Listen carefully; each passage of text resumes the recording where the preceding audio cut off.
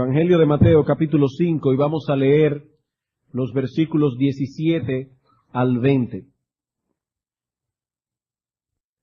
No penséis que he venido para abrogar la ley o los profetas. No he venido para abrogar, sino para cumplir. Porque de cierto os digo que hasta que pasen el cielo y la tierra, ni una jota ni una tilde pasará de la ley hasta que todo se haya cumplido. De manera que cualquiera que quebrante uno de estos mandamientos muy pequeños, y así enseñe a los hombres, muy pequeño será llamado en el reino de los cielos. Mas cualquiera que los haga y los enseñe, éste será llamado grande en el reino de los cielos. Porque os digo que si vuestra justicia no fuere mayor que la de los escribas y fariseos, no entraréis en el reino de los cielos. La semana pasada nosotros iniciamos el estudio de esta porción del Sermón del Monte, en la cual se introduce una nueva sección en el sermón, una nueva sección cuyo tema principal es la relación que existe entre las enseñanzas de Cristo y el Antiguo Testamento. Durante los primeros 30 años de su vida, Jesús había sido conocido simplemente como el hijo de un carpintero de Nazaret. Pero al cumplir los 30 años de edad, repentinamente todo cambió.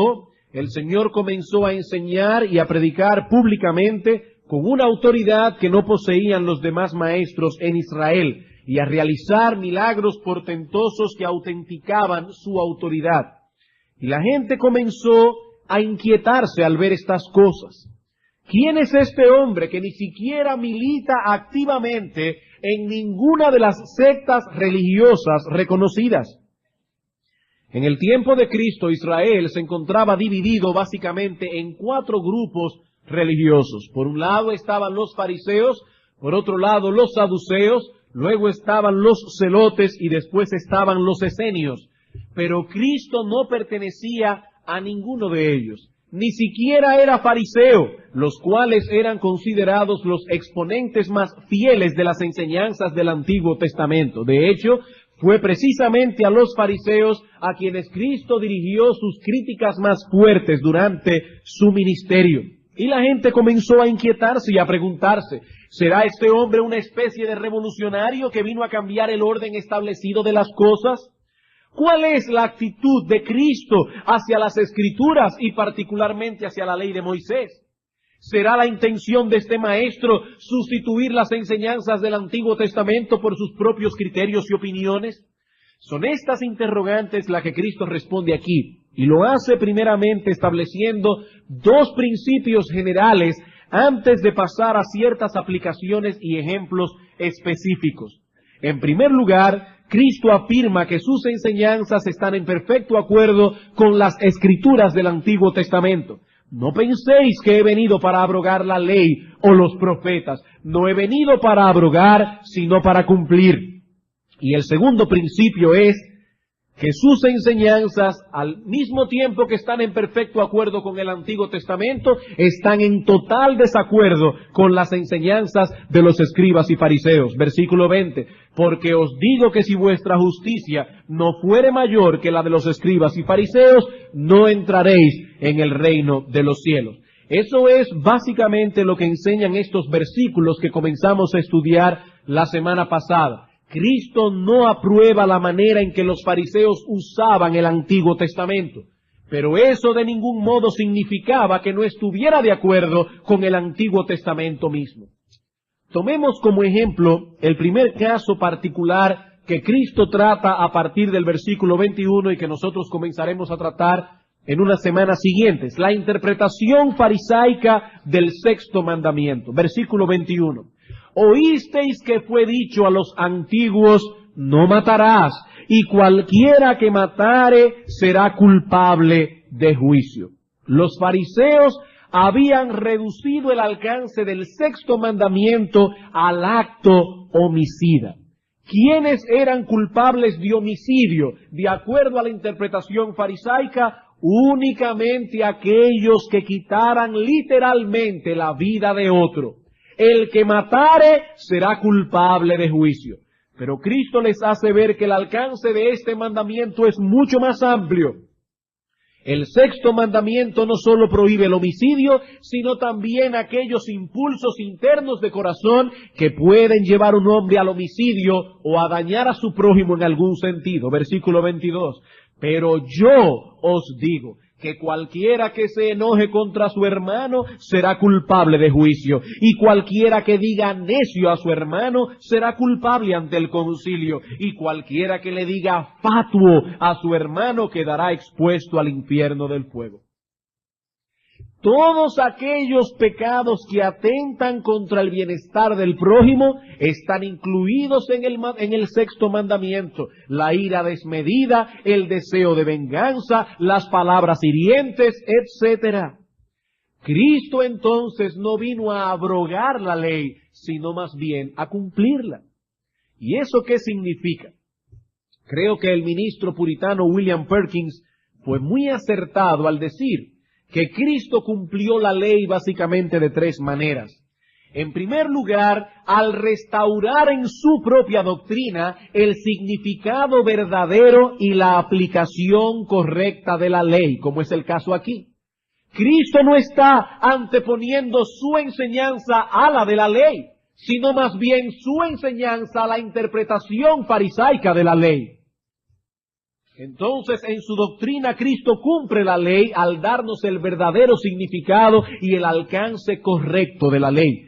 En segundo lugar, al obedecer a la perfección sus preceptos y al llevar sobre sí el castigo que la ley imponía sobre sus transgresores.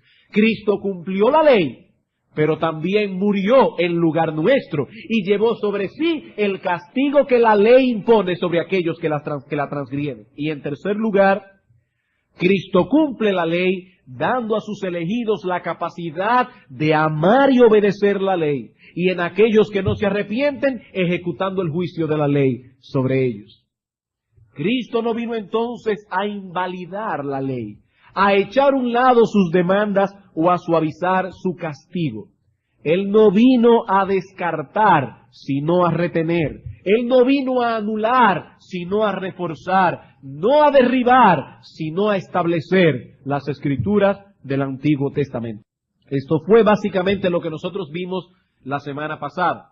Ahora en el versículo 18, el Señor da un paso más adelante para explicar por qué era imposible para Él anular el Antiguo Testamento. Noten que el versículo 18 comienza con la palabra porque. Porque de cierto os digo. Lo que se va a dar allí es una explicación de lo que se ha dicho antes. He aquí mis razones, dice Cristo. No he venido a invalidar el Antiguo Testamento, porque de cierto os digo que hasta que pasen el cielo y la tierra, ni una jota, ni una tilde pasará de la ley hasta que todo se haya cumplido. Vamos a detenernos por un momento a examinar todos los componentes de esa frase, comenzando con la forma o la expresión tan característica con la que el Señor introduce su enseñanza. De cierto os digo. Esta expresión era usada generalmente para recalcar un asunto o resaltar su importancia. En el día de hoy, cuando nosotros queremos enfatizar una palabra o enfatizar una idea, nosotros usamos ciertos recursos. Las subrayamos, las ponemos entre comillas, las imprimimos con una letra más oscura, lo que se conoce como negrita, la ponemos en negrita o en bastardilla, ese tipo de letra que parece que se está como cayendo. Y todo eso lo usamos para enfatizar un asunto. Los maestros judíos también tenían sus métodos para dar un énfasis, y uno de ellos era el uso de la expresión que encontramos aquí, de cierto os digo. Y si el asunto era de muchísima importancia, entonces usaba la misma expresión dos veces, de cierto os digo. Esta frase es la traducción de una sola palabra, el vocablo hebreo amén. Así que cuando dice de cierto os digo, lo que el texto original dice es amén, amén. Cuando un maestro de Israel abría su enseñanza con esta expresión, estaba llamando la atención de sus discípulos. Es como si dijese: consideren con cuidado lo que voy a decir ahora, subráyenlo en sus mentes. Ahora, hermanos, las palabras de Cristo son autoritativas y deben ser subrayadas en nuestro corazón solo por el hecho de que es Él quien las está expresando. Pero si el mismo Cristo está añadiendo aquí una nota de atención y nos está advirtiendo que debemos subrayar estas cosas, entonces es nuestro deber esforzarnos cuanto podamos por entender lo que se ha dicho. Porque no se trata de algo irrelevante, sino más bien de algo vital. Y aunque haga calor, aunque la semana haya sido dura, tenemos que hacer un esfuerzo por poner atención a las palabras de Cristo. No es un filósofo el que habla aquí, ni un maestro más. Es el Dios Todopoderoso hecho hombre, la verdad encarnada, quien está expresándonos su opinión acerca de las Escrituras del Antiguo Testamento. Y en su criterio se trata de algo tan importante que él introduce su tema con una llamada de atención. ¡Amén! ¿Y qué es lo que Cristo dice sobre el Antiguo Testamento? Que hasta que pasen el cielo y la tierra, es decir, hasta el fin de los tiempos, ni una jota ni una tilde pasará de esa ley hasta que todo se haya cumplido. La palabra jota no señala la letra de nuestro alfabeto que nosotros conocemos con ese nombre. Recuerden que el Señor no hablaba español. No porque no lo supiera, porque era Dios, pero porque en ese tiempo el español ni siquiera existía. Cristo se está refiriendo más bien a la letra Yod, Y-O-D, Yod, que es la letra más pequeña del alfabeto hebreo. Es algo así como una comilla o una apóstrofe. Y la tilde que se menciona aquí es una pequeña marca que poseen algunas letras hebreas y que sirven para distinguir una letra de otra, letras que son muy parecidas entre sí. Voy a ilustrar esto con nuestro propio idioma. Si nosotros tomamos la P mayúscula y la ponemos al lado de la R mayúscula, nos vamos a dar cuenta que son dos letras muy parecidas entre sí. Lo único que las diferencia es el pequeño bastón que la R tiene debajo de la barriga, por ilustrarlo de algún modo. Ese pequeño bastón hace una gran diferencia. No es lo mismo podar que rodar. Y lo único que hace la diferencia es el pequeñito bastón. Bueno, lo mismo pasa con ciertas letras del alfabeto hebreo. Hay algunas letras muy parecidas entre sí y que se diferencian únicamente por unas marcas pequeñitas llamadas tildes. Una confusión entre una letra y otra podría llegar a ser fatal. Y hay un ejemplo en las Escrituras que puede ilustrar la importancia que tienen las tildes en ciertos casos. En Levítico capítulo 22, versículo 32, dice lo siguiente: y no profanéis mi santo nombre. Pero si cambiamos una pequeña marca, una pequeña tilde de una de las letras que tiene la palabra profanar, esta cambiaría completamente de significado, de manera que el texto diría: y no alabéis mi santo nombre. En un caso dice no profanéis, en otro caso dice no alabéis. Son dos ideas totalmente opuestas y todo por el cambio de una tilde. ¿Qué es entonces lo que el Señor está enseñando en Mateo capítulo 5 versículo 18? Pues el Señor está hablando en un lenguaje que era muy entendible en su tiempo. Y lo que está diciendo es que hasta el fin de los siglos, ni la parte más pequeña de las Escrituras podría ser anulada, hasta que eso no tenga cumplimiento. Es la palabra infalible de Dios, y por lo tanto no puede ser abrogada, anulada, hasta tanto no se cumpla. Y es por eso que el Señor dice en el versículo 17, no penséis que he venido a abrogar la ley o los profetas. Yo no podría hacer tal cosa. El Hijo mismo de Dios estaba sujeto a la palabra de Dios. A los ojos de Cristo la palabra de Dios poseía tal autoridad que ni aun Él mismo podría anularla o quebrantarla. De manera que todas sus enseñanzas y todo su ministerio se mantuvieron dentro de los límites de los preceptos sagrados contenidos en la ley y los profetas. El Señor Jesucristo está poniendo su sello de aprobación, si quieren usar un lenguaje más fino, está poniendo su imprimatur o su imprimatur sobre las escrituras del Antiguo Testamento. Su imprimatur, el acento en la A.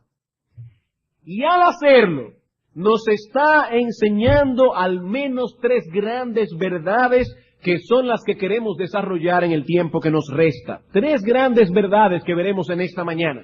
En primer lugar, que el Antiguo Testamento posee autoridad absoluta e infalibilidad. Que el Antiguo Testamento posee autoridad absoluta e infalibilidad. En segundo lugar, que existe una armonía esencial entre el Antiguo Testamento y el Nuevo Testamento, y finalmente que existe una armonía esencial entre la ley y la gracia. Todo eso trataremos de verlo en esta mañana. Veamos estos 3 conceptos por parte. En primer lugar, nosotros aprendemos de estos 2 textos juntos la autoridad absoluta y la infalibilidad del Antiguo Testamento. Hermanos, al pronunciar estas palabras, Cristo estaba declarando sin ningún tipo de ambigüedad y sin ningún temor que todo cuanto estaba escrito en el Antiguo Testamento, hasta la letra más pequeña, poseía autoridad e infalibilidad por tratarse de la palabra inerrante e infalible de Dios. Ahora, estoy consciente que en esta mañana hay muchos niños sentados aquí y que pueden estar pensando qué significa toda esa palabrería. Vamos a explicarlo. Cuando decimos que la palabra de Dios es inerrante, lo que queremos significar es que no posee ningún error. No posee ningún error. Y cuando decimos que es infalible, estamos afirmando que no puede fallar. El Antiguo Testamento no posee ningún error, el Antiguo Testamento no puede fallar. Eso es lo que Cristo nos está enseñando aquí. Ahora, ¿saben lo que eso implica? Que Cristo y el Antiguo Testamento se sostienen o caen juntos. Si uno es verdadero, el otro también lo es. Si uno es falso, el otro también. Si el Antiguo Testamento no es la palabra infalible e inerrante de Dios, entonces debemos pensar de Cristo una de 2 cosas. O que cometió un error involuntario en esta declaración, o que falseó la verdad premeditadamente. En cualquiera de los 2 casos ya Cristo no sería impecable. Y si Cristo no fuera impecable, no sería Dios. Y si Cristo no fuera Dios, no podría ser tampoco nuestro Salvador. El asunto es serio. Hoy día nosotros encontramos personas que afirman creer en Cristo y sin embargo ponen en duda la veracidad del Antiguo Testamento. O la veracidad de algunas de las cosas que aparecen en el Antiguo Testamento. Pero eso es imposible. No podemos creer en Cristo sin creer en el Antiguo Testamento. El concepto que Cristo tenía de las escrituras antiguo testamentaria es que todo cuanto fue escrito allí, no solo los conceptos o ideas generales, sino aún las mismas letras fueron puestas allí por inspiración del Espíritu Santo. Veamos algunos ejemplos. Mateo capítulo 22. Mateo capítulo 22, versículos 23 al 33. Aquí encontramos al Señor Jesucristo enfrentándose con los saduceos. Estos negaban la resurrección, negaban la vida futura, negaban muchas cosas del Antiguo Testamento. Aquel día vinieron a él los saduceos que dicen que no hay resurrección y le preguntaron diciendo: Maestro, Moisés dijo, si alguno muriere sin hijos, su hermano se casará con su mujer y levantará descendencia a su hermano. Hubo pues entre nosotros 7 hermanos. El primero se casó y murió, y no teniendo descendencia dejó su mujer a su hermano. De la misma manera también el segundo y el tercero hasta el 7º. Y después de todos murió también la mujer. En la resurrección, pues, ¿de cuál de los 7 será ella mujer? Ya que todos la tuvieron. El problema parecía insoluble. Entonces respondiendo Jesús les dijo: erráis ignorando las Escrituras y el poder de Dios. porque en la resurrección ni se casarán ni se darán en casamiento, sino que serán como los ángeles de Dios en el cielo. Pero respecto a la resurrección de los muertos, ¿no habéis leído lo que os fue dicho por Dios cuando dijo, yo soy el Dios de Abraham, el Dios de Isaac y el Dios de Jacob? Dios no es Dios de muertos, sino de vivos. Oyendo esto, la gente se admiraba de su doctrina. Todo el argumento de Cristo se basa aquí en el tiempo presente del verbo ser. Cristo cita las palabras de Éxodo capítulo 3, versículo 6, y hace notar cómo allí dice, yo soy el Dios de Abraham, etc. Allí no dice yo era el Dios de los patriarcas. Allí no dice yo fui en un tiempo el Dios de Abraham. No, allí dice yo soy. Y Dios no es Dios de muertos, sino de vivos. Si Él afirma ser el Dios de Abraham y de los patriarcas, cientos de años después de la muerte física de estos hombres, esto demuestra sin lugar a dudas que hay vida después de la muerte. Cristo no necesita citar ninguna experiencia extraña de hombres que afirman que murieron y volvieron a la vida, como aquel famoso libro de Vida después de la vida. Cristo no tiene que apoyarse en ninguna investigación científica para demostrar su punto. Esa pequeña frase de Éxodo 6, 3:6 es suficiente, porque se trata de la infalible e inerrante palabra de Dios. Si Dios dijo, yo soy, y Moisés escribió, yo soy, podemos estar completamente seguros de que la palabra que salió de la boca de Dios fue esa y no otra. Que ese fue el tiempo que Dios usó al hablar, el tiempo presente. En Juan capítulo 10, versículo 35, el Señor Jesucristo afirmó que la palabra de Dios no podía ser quebrantada. Y a lo largo de todo su ministerio, vemos esa verdad aplicada vez tras vez en su uso del Antiguo Testamento. Para Cristo todo cuanto allí se encontraba era veraz. Sus historias no eran relatos ficticios, usados para instruir a un pueblo primitivo. Algunas personas dicen, bueno, es que Dios tenía que instruir al pueblo de alguna manera, y por eso le habla de Adán y Eva y todas esas cosas. No, hermanos, Cristo citó el Antiguo Testamento y descansó sus criterios en la autoridad de las Escrituras.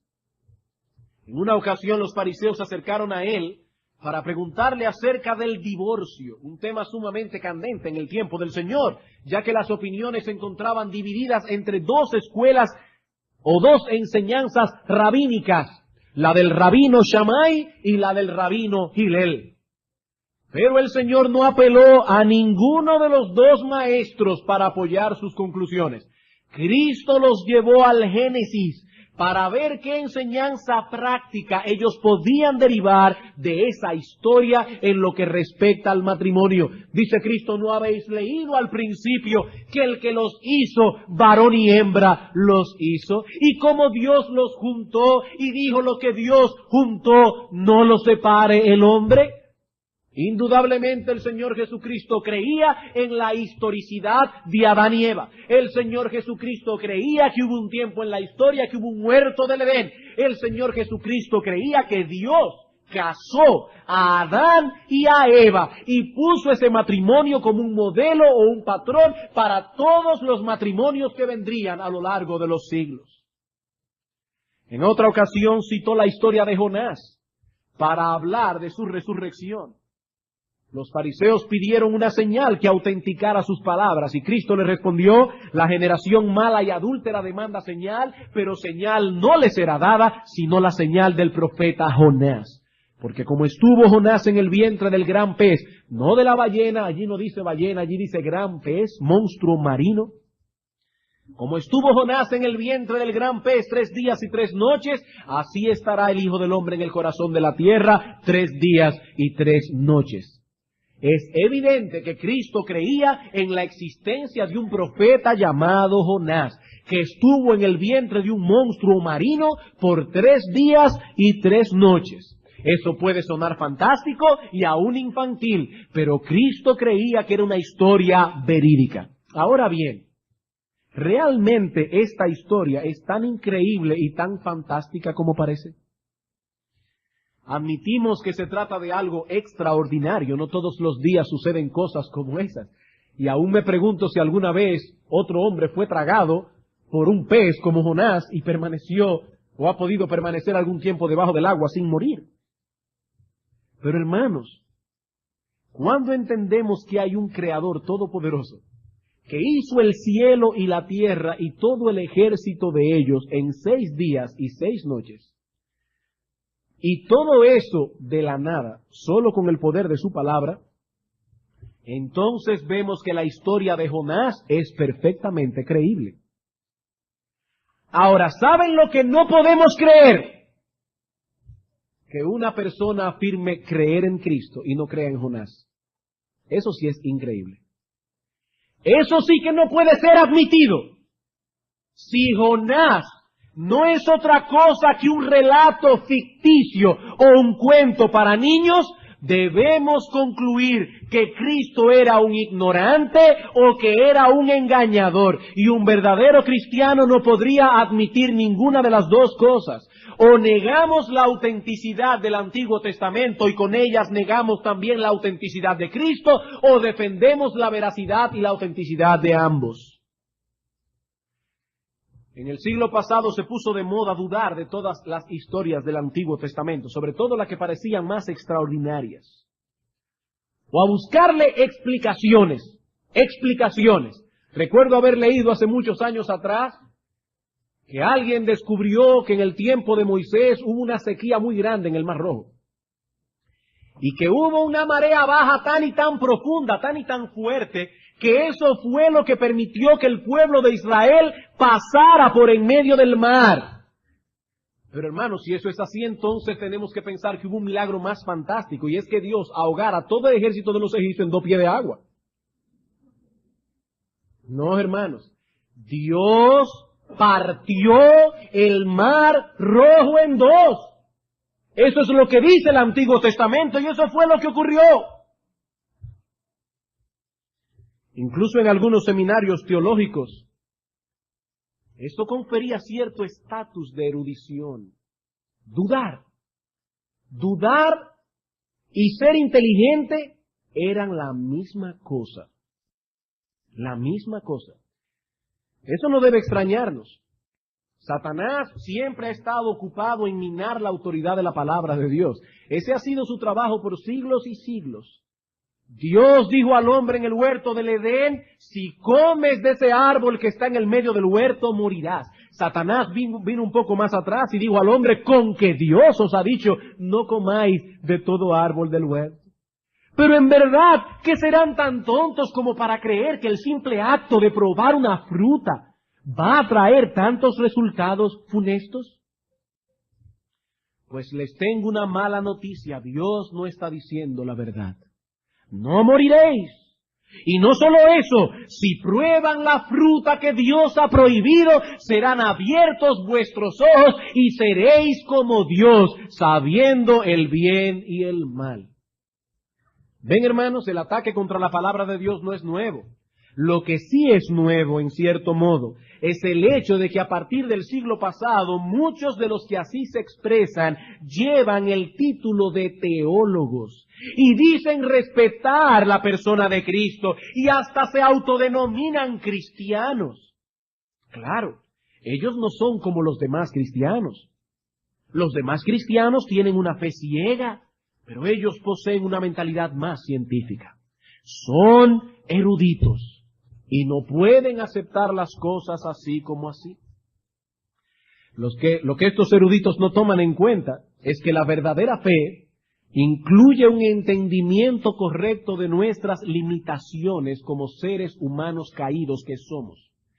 Y cuando un hombre viene a Cristo, se da cuenta que su capacidad no es tan amplia como él pensaba que era. que hay muchas cosas que no podemos conocer con certeza a menos que Dios no nos las revele. ¿Cómo fue creado el universo? Nosotros no estábamos allí, pero Dios nos ha dado un relato fiel y exacto de cómo su creación vino a la existencia. Y nos dice que no fue a través de un proceso evolutivo que duró millones y millones de años, manejado por una fe ciega, por una fuerza ciega, que luego de muchas mutaciones, de muchos cambios, dio lugar al universo maravilloso que hoy conocemos. Por eso no importa cuánto nos hablen los científicos acerca de su famosa evolución, nosotros creemos en el acto creativo de un ser inteligente y personal que hizo todas las cosas con un propósito y conforme a un diseño que es fácilmente detectable en todo lo creado. Eso es lo que enseña el Antiguo Testamento, eso fue lo que Cristo enseñó. Cristo puso su sello de autoridad sobre la historia de Adán y Eva. En el principio, Dios hizo al hombre varón y hembra. Y algunos pueden estar pensando, bueno, pero ¿qué relevancia tiene todo esto? No, hermanos, eso tiene muchas repercusiones prácticas. Cuando leo en los periódicos que la homosexualidad puede ser un asunto genético, congénito, y que algunos científicos están gastando una fortuna para demostrarlo haciendo una investigación tras otra, me siento apenado al ver que personas tan preparadas pierdan su tiempo de ese modo. ¡Qué pérdida de tiempo! Para mí es suficiente el testimonio bíblico. Dios no hizo un medio hombre ni hizo una media mujer. Hizo un hombre para que se portara como un hombre y a una mujer para que se portara como una mujer. Y cuando ese orden es invertido, Dios lo llama perversión. Llamarle de otro modo puede darnos estatus. La gente nos va a admirar por tener una mente tan abierta, porque no somos retrógrados, porque no somos medievales. Pero Cristo dijo que hasta que pasen el cielo y la tierra, ni una jota, ni una tilde pasará de la ley, y por lo tanto la homosexualidad seguirá siendo una perversión hasta el final de los siglos. Hermanos, ese es el concepto que Cristo tenía del Antiguo Testamento. Y si alguien tiene un concepto distinto es porque no le ha amanecido. La luz del Espíritu Santo no ha iluminado su entendimiento. Cada enseñanza, cada historia, cada advertencia, cada promesa lleva el sello de la voz autoritativa de Dios.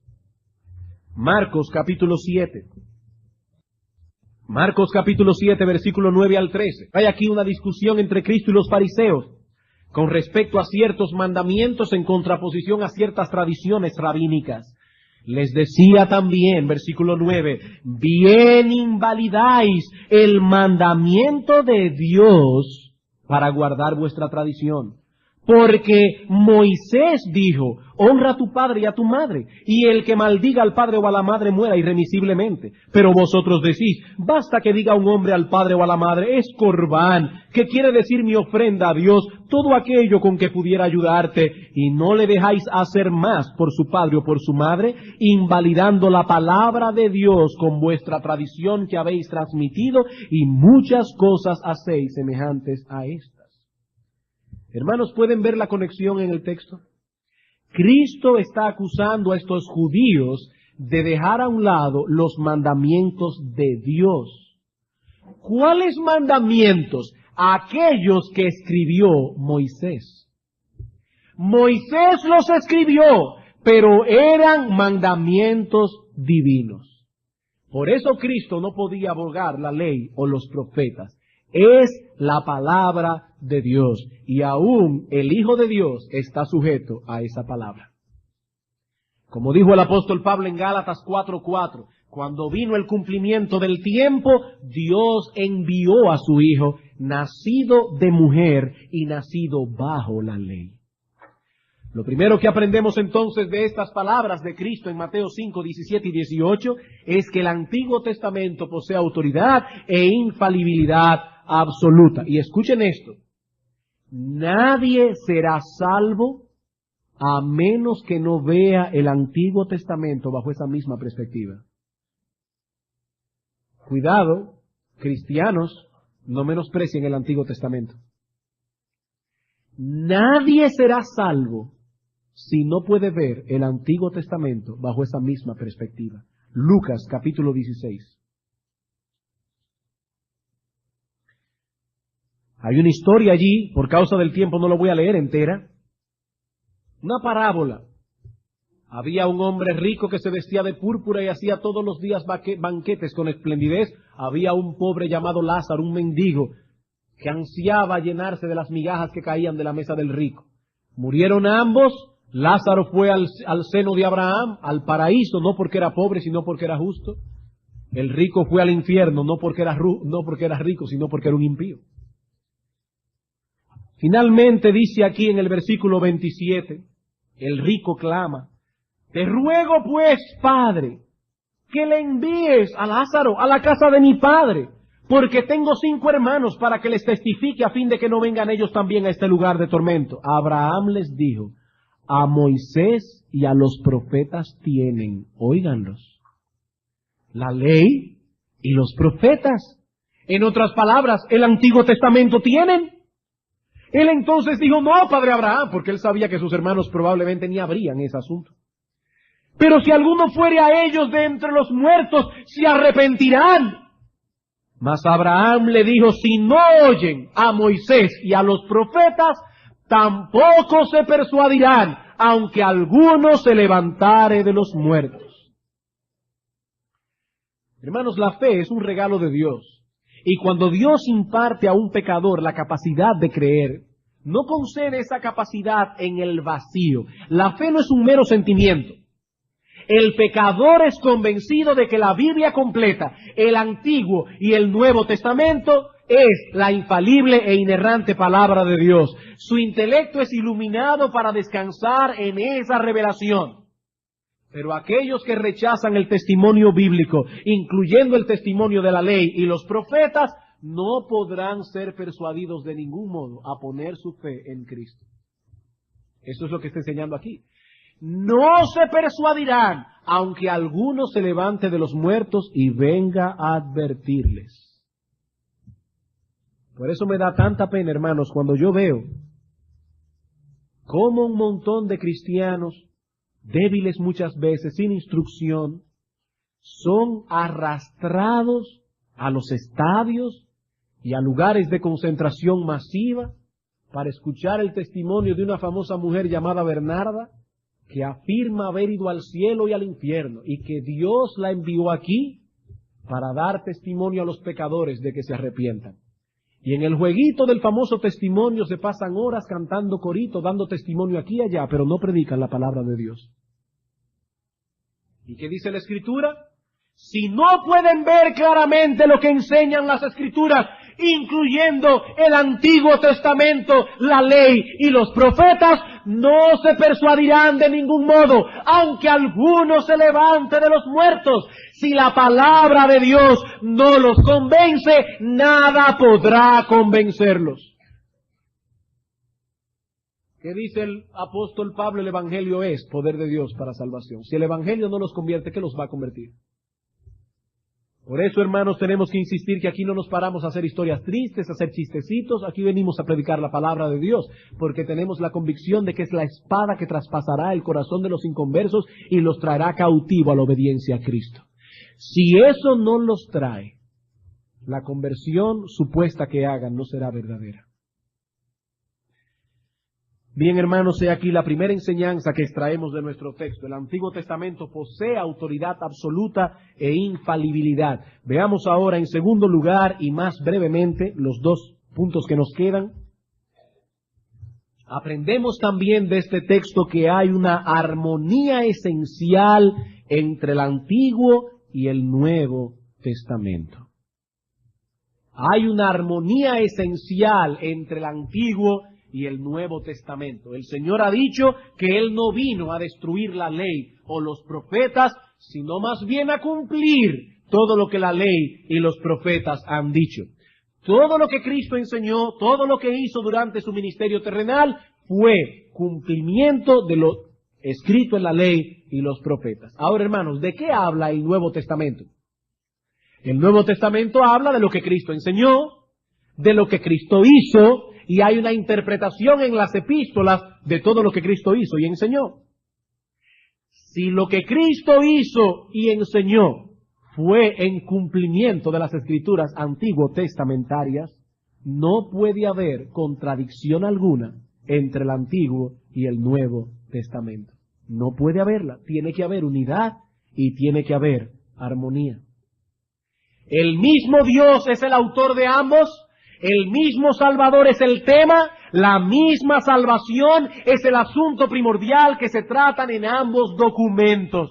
Es esa la idea que quiso transmitir aquel famoso teólogo de la Iglesia en sus primeros siglos, la Iglesia postapostólica, Agustín de Hipona, cuando dijo que el Nuevo Testamento está latente en el Antiguo y el Antiguo está presente en el Nuevo. O si podemos ponerlo de otro modo, el Nuevo Testamento está escondido en el Antiguo es revelado abiertamente en el Nuevo. Cuando leemos en el Antiguo Testamento acerca de todos esos sacrificios de corderos, de machos cabríos, acerca de todos esos ritos de purificación, de toda esa sangre derramada en el propiciatorio, ¿qué es realmente lo que estamos viendo allí? ¿No es acaso una tipología, una enseñanza a través de símbolos de todo aquello que es revelado abiertamente en el Nuevo Testamento? De cómo el Cordero de Dios, nuestro Señor Jesucristo, fue sacrificado y derramó su sangre para purificar a su pueblo de sus pecados. ¿Es eso lo que estamos viendo en el libro de Levítico? En todos esos sacrificios se encuentra escondido el Antiguo Testamento. Lo que se habló en la antigua dispensación a través de tipos, a través de símbolos, ahora aquí en el nuevo pacto se revela abiertamente, pero es la misma revelación. Podemos decir que en el Antiguo Testamento tenemos una rosa todavía botón, como un botón. En el Nuevo Testamento tenemos la rosa completamente abierta, pero es la misma rosa. Es la misma rosa en dos fases distintas de crecimiento. ¿Cómo podríamos nosotros entender la carta a los Hebreos si no tuviéramos el Antiguo Testamento? Por eso creo que Martin Lloyd-Jones fue muy atinado cuando dijo: me parece cada vez más que es muy lamentable que se publique el Nuevo Testamento solo, sin el Antiguo Testamento. Porque tendemos a caer en el error grave de pensar que como somos cristianos no necesitamos el Antiguo Testamento. Eso es un error. Y hay cristianos que ni que lo maten se van al Antiguo Testamento. Están cometiendo un gravísimo error. Están cometiendo un error. La Iglesia de Cristo en sus primeros años, y a pesar de estar formada mayormente por gentiles, no dudó en incorporar ambas escrituras en sus libros sagrados y a considerarla como una sola. La Biblia. Ambos testamentos están indisolublemente vinculados entre sí en perfecta unidad y armonía. Ahora, hermanos, piensen en esto por un momento. Este libro fue escrito durante un periodo de 1500 años, más o menos. El tiempo que pasó entre Moisés y Juan escribiendo el Apocalipsis. Fue escrito por unos 40 hombres diferentes. Y sin embargo, ¿qué tenemos aquí? Una perfecta e inigualable armonía en cada una de sus partes. No hay contradicción en este libro. ¿Saben por qué? Porque el mismo Dios inspiró a cada uno de esos hombres para que revelaran sus designios inmutables. El mismo Dios se revela en ambos testamentos. La misma salvación, el mismo Salvador. Los santos del Antiguo Testamento se salvaron al depositar su fe en el Salvador prometido. Los santos del Nuevo Testamento se salvan por depositar su fe en el Salvador enviado. Los santos del Antiguo Testamento miraron por la fe hacia el futuro y aguardaron con paciencia la promesa. Los santos del Nuevo Pacto miramos por la fe hacia el pasado, al momento histórico cuando el Hijo de Dios fue crucificado conforme a lo prometido, se levantó victorioso de la tumba y ascendió a los cielos.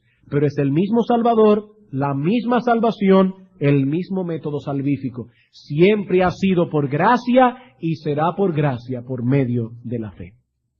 Aprendemos entonces de estas palabras, en primer lugar, que el Antiguo Testamento posee autoridad absoluta e infalibilidad. En segundo lugar, que existe una armonía esencial entre el Antiguo y el Nuevo Testamento. Veamos ahora finalmente la armonía esencial que existe entre la ley y la gracia. La armonía esencial que existe entre la ley y la gracia. En cierto modo, este asunto está íntimamente relacionado con el anterior.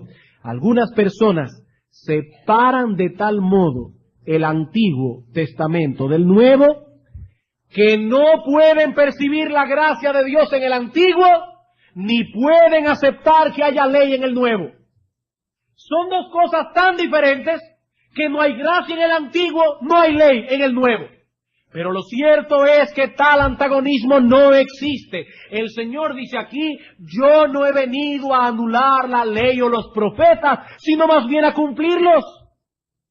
Ciertamente es en el Nuevo Testamento donde la gracia de Dios aparece en todo su esplendor. Allí tenemos la rosa abierta completamente, no como un botón. Pero tal cosa no significa de ningún modo que esa gracia no haya actuado en el Antiguo Testamento. Hermanos, cada perdón que Dios otorgó a los santos de la antigua dispensación, cada una de las bendiciones espirituales y materiales que impartió sobre esos hombres, fue únicamente por gracia. Había gracia en el Antiguo Testamento, aun cuando esa gracia esperaba alcanzar su plenitud en la persona de Cristo.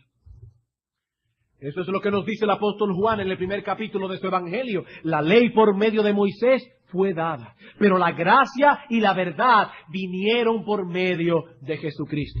Moisés fue el dador de la ley, el instrumento usado por Dios para dar a conocer la ley al pueblo. Pero noten que no dice allí que Cristo es el dador de la gracia. Cristo no es el dador de la gracia. La gracia viene en Él. En Cristo vino la gracia y la verdad. Ahora, verdad allí, no como contrapuesta a mentira, porque entonces tendríamos que decir que Moisés mintió. Si la ley por medio de Moisés fue dada, pero la gracia y la verdad vinieron por medio de Cristo, entonces fue lo que dijo Moisés. No, allí se está hablando de verdad en contraposición a aquello que no es real, a aquello que solo es una sombra. La gracia y la realidad de aquellas cosas que los tipos y ceremonias del Antiguo Testamento representaban, se hicieron presentes en Cristo. Es por eso que Pablo dice que todo aquello era una sombra, pero que el cuerpo que proyectaba la sombra era el cuerpo de Cristo. Pero hermanos, Cristo no elimina de ningún modo la fuerza de la ley sobre nosotros. Así como había gracia en el Antiguo Testamento, así también hay ley en el Nuevo. Pero pastor, ¿acaso no dice el Nuevo Testamento que ya no estamos bajo la ley, sino bajo la gracia? Sí, eso es cierto, ya no estamos bajo la ley, en dos sentidos básicos. En primer lugar, en que sus juicios ya no nos condenan, porque Cristo pagó en la cruz por nuestras transgresiones. Eso es lo que dice Pablo, fuimos librados de la maldición de la ley. ¿Y cuál era esa maldición? Maldito todo aquel que no permaneciere en todas las cosas escritas en el libro de la ley para hacerlas. Esa maldición nos compete a todos, porque aquí nadie ha permanecido en todas las cosas escritas en el libro de la ley todos los días de su vida. ¿Qué hizo Cristo? Ya nos libró de esa maldición. Él llevó sobre sí ese castigo. Y tampoco estamos bajo la ley en el sentido de que todas esas imposiciones ceremoniales que pesaban sobre el pueblo de Israel ya no nos atan. En ese sentido ya no estamos bajo la ley. Pero Cristo no rebajó en ningún momento los estándares morales de la ley de Dios. Por una razón muy sencilla. Esos estándares morales son un reflejo del carácter santo e inmutable de Dios y no pueden ni podrán cambiar jamás. De hecho, ¿saben qué es lo que enseña el Nuevo Testamento? Que Cristo nos libró de nuestros pecados para que ahora podamos obedecer y amar los mandamientos de Dios. Son tantos los textos que podríamos citar, pero ya la hora no nos lo permite. Me voy a limitar a 2 o 3, o 3 o 4. Jeremías capítulo 31. Jeremías capítulo 31, versículos 31 al 34. Dios está prometiendo aquí la inauguración e introducción de un nuevo pacto.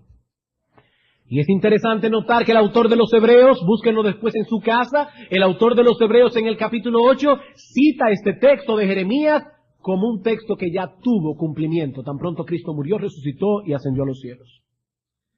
Dice aquí el profeta, he aquí que vienen días, dice Jehová, en los cuales haré un nuevo pacto con la casa de Israel y con la casa de Judá, no como el pacto que hice con sus padres el día que tomé su mano para sacarlos de la tierra de Egipto, porque ellos invalidaron mi pacto, aunque fui yo un marido para ellos, dice Jehová. Pero este es el pacto que haré con la casa de Israel después de aquellos días, dice Jehová, daré mi ley en su mente y la escribiré en su corazón, y yo seré a ellos por Dios y ellos me serán por pueblo. ¿Qué ley? ¿La ley ceremonial? No. Esa ley fue abolida, dice Pablo en Colosenses capítulo 2. Aquí se está hablando de esos estándares morales contenidos en los 10 mandamientos. Romanos capítulo 3. Romanos capítulo 3, versículo 31. Dice el apóstol ahora, luego por la fe invalidamos la ley en ninguna manera, sino que confirmamos la ley. La fe no anula la ley, todo lo contrario, la fe más bien nos capacita para que ahora podamos obedecer la ley y por lo tanto la fe no la anula, sino que la confirma. Romanos capítulo 7, versículo 12. Dice el apóstol aquí, de manera que la ley, y es indudable, hermanos, que se está hablando allí de los 10 mandamientos, de manera que la ley a la verdad es santa y el mandamiento santo, justo y bueno. Déjenme hacer una pregunta. ¿Ustedes creen que Cristo iba a ser enviado por el Padre a echar a un lado y a quitar una cosa que es santa, justa y buena? Aquel que puede echar a un lado algo que es santo, justo y bueno es impío, es injusto y es un malvado. Pero Cristo es el santo Hijo de Dios. Y dice aquí que la ley, los 10 mandamientos son santos, justos y buenos. Cristo no podía echar a un lado esa ley. Romanos capítulo 8, versículos 3 al 4. Porque lo que era imposible para la ley, por cuanto era débil por la carne, Dios, enviando a su Hijo en semejanza de carne de pecado, y a causa del pecado condenó al pecado en la carne. ¿Para qué? Para que ya no estemos bajo la norma moral de la ley. No, para que la justicia de la ley se cumpliese en nosotros. Y si quieren más, váyanse a Primera de Juan, capítulo 2. Y verán allí como el apóstol Juan dice que si alguna persona afirma ser creyente y no guarda los mandamientos, es un mentiroso. Es un mentiroso. Amigo, cuidado con confundirte en esto. La salvación no es obtenida por el pecador cuando cumple la ley. No, la ley no fue dada con el propósito de salvar a nadie, sino más bien con el propósito de guiarnos a Cristo. Por eso dice Gálatas 3:24 que la ley era un ayo, un pedagogo que nos llevaba a Cristo. Cuando te enfrentas con la ley, te das cuenta que quedas falto. De hecho, déjenme hacer una aclaración aquí entre paréntesis, y esto es importante. Hay muchas personas que vienen a la iglesia domingo tras domingo. Escuchan las demandas que se exponen desde el púlpito a los cristianos y pueden llegar a la conclusión de que ser cristiano no es otra cosa que vivir a la luz de esas demandas. Si yo leo la Biblia todos los días, oro y hago un devocional, vengo a la iglesia y ya soy cristiano. No, no, 1000 veces no. La salvación es por la fe. Pero una vez venimos a Cristo, Él obra en nosotros, nos libra de la esclavitud del pecado, pero no para que continuemos pecando. Eso no tendría sentido. Nos libró de la esclavitud para que ahora podamos cumplir los estándares de la ley. Amigo, déjame hacerte una pregunta. ¿Es para ti un deleite obedecer a Dios y andando en la senda prescrita en su ley? Toma los 10 mandamientos. Toma los 10 mandamientos. ¿Es un deleite para ti amar a Dios por encima de todas las cosas? ¿Es un deleite para ti apartar un día sagrado para el Señor de cada 7? Los judíos en su ceremonia guardaban el sábado, con un montón de ceremonias aledañas que ya no nos atan. Pero allí sigue el mandamiento. 6 días trabajarás, el 7º es para Jehová tu Dios. ¿Es un deleite para ti apartar un día de cada 7 para venir a adorar a Dios? ¿Es un deleite ocupar ese día en pensamientos santos? ¿Es un deleite para ti ocuparte de tu alma en ese día como no puedes hacerlo en los otros días de la semana? Dice el apóstol Pablo en Romanos 7:22, según el hombre interior me deleito en la ley de Dios. Y yo te pregunto, ¿puedes tú decir lo mismo? Si no es así, mi amigo, estás perdido. Estás perdido. Cristo murió en la cruz para librar al pecador de la esclavitud que le impide deleitarse en esa ley y amar a Dios con todo su corazón, con toda su alma, con toda su mente y con todas sus fuerzas. Pero hay una buena noticia, amigo mío. Hay una promesa en el nuevo pacto. Quitaré de vuestra carne el corazón de piedra, os daré un corazón de carne y haré que andéis en mis estatutos y guardéis mis preceptos y los pongáis por obras. He ahí la promesa. Todo eso por la fe. Por la fe. Por venir a Cristo y decir, Señor, yo no puedo hacer tu voluntad en mis propias fuerzas. Ten misericordia de mí. Cristo no vino a anular la ley, sino más bien a cumplirla. Hermanos, quiera Dios ayudarnos a comprender esas verdades, de manera que podamos tener una visión balanceada de la ley y la gracia. Así podremos disfrutar la libertad con que Cristo nos hizo libres, pero no permitiremos que conceptos inadecuados nos lleven a convertir la gracia de Dios en libertinaje. Vamos a orar. Padre nuestro que estás en los cielos, oh Dios, gracias por haberte apiadado de nuestra debilidad humana. Si la salvación fuese por cumplir la ley o por obedecer cualquier tipo de norma o de conducta, oh Señor, estaríamos irremisiblemente perdidos, porque no tenemos fuerzas en nosotros mismos para poder obedecer tus mandamientos. Pero gracias, oh Señor, por haber enviado a tu Hijo en semejanza de carne de pecado, aunque no tenía pecado, pero en su cuerpo mortal Él condenó al pecado en su carne, y ahora nos ha capacitado por su Espíritu para que podamos cumplir tus estatutos y tus mandamientos. Oh Dios y Señor nuestro, ayúdanos ahora para que podamos entender estas cosas, algunas de las cuales son complicadas. Ayúdanos, oh Dios, porque al entenderlas nos permitirán disfrutar de esa libertad que Cristo compró para nosotros con su sangre, pero nos guardarán, oh Señor, del libertinaje. Padre, guárdanos del mal en el resto de este día y tráenos esta tarde para que continuemos con un corazón preparado escuchando tu palabra. En Cristo Jesús. Amén.